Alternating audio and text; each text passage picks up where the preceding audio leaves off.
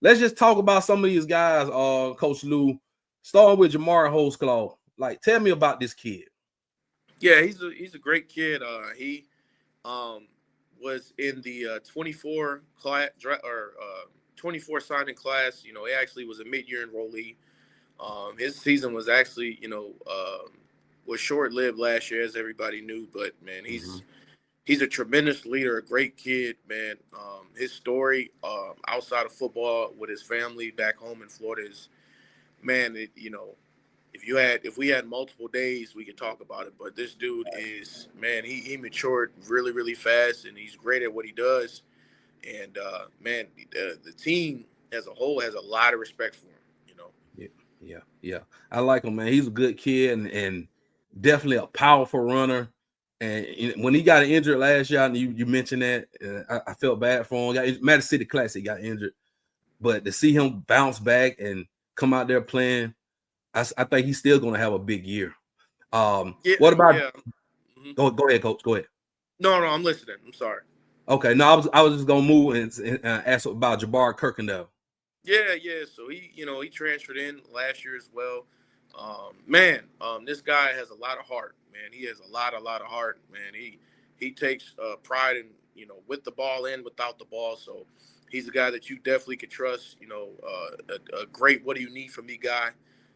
So he's the sky's the limit for this guy, man, and I look forward to seeing him play as the season goes and the years to come.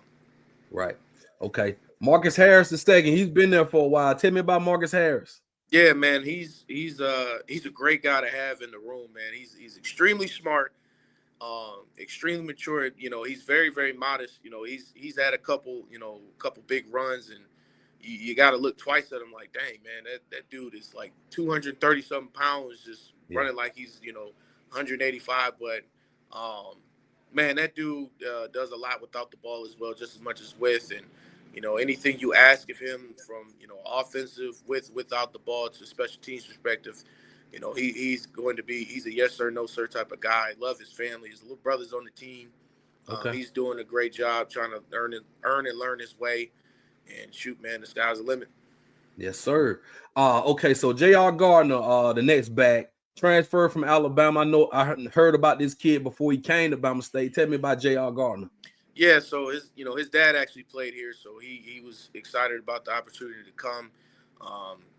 He's learning a lot, man, about the running back room as a whole. His last position coach who was at Alabama, man, I'm a big fan of him, Coach Gillespie. Yes. Great dude, my fraternity brother as well. So he had a lot of tools in his basket as well, but it's a very, very long season that we'll continue to be able to see a lot of these guys. Right.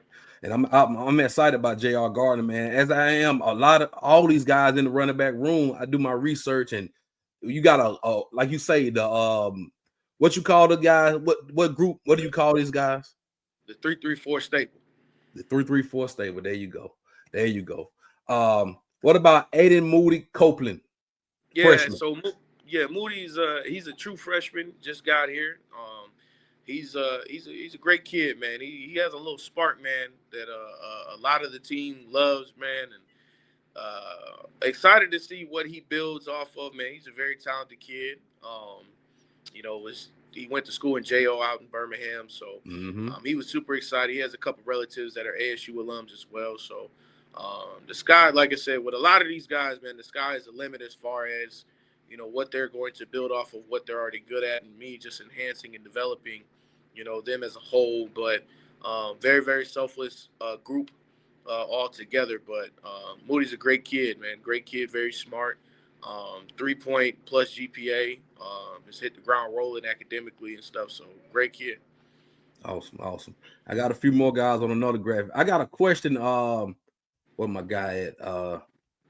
He asked what frat you in, Coach? I'm Omega Psi Phi Fraternity Incorporated, the only frat, man. Come on. Shouts out to my guy No Slack in the Sweat podcast, man. I don't know how you didn't know that, but yeah, for sure. All right, so I put Dylan Creech on here. I know he's not a running back, he's a fullback, but man, tell me about Dylan Creech. I met him and he's a cool guy, man. Yeah, so Creech, man, he's gonna light you up, man, when he gets a chance. You know, Right. he's built on his game a lot, man. A tremendous story.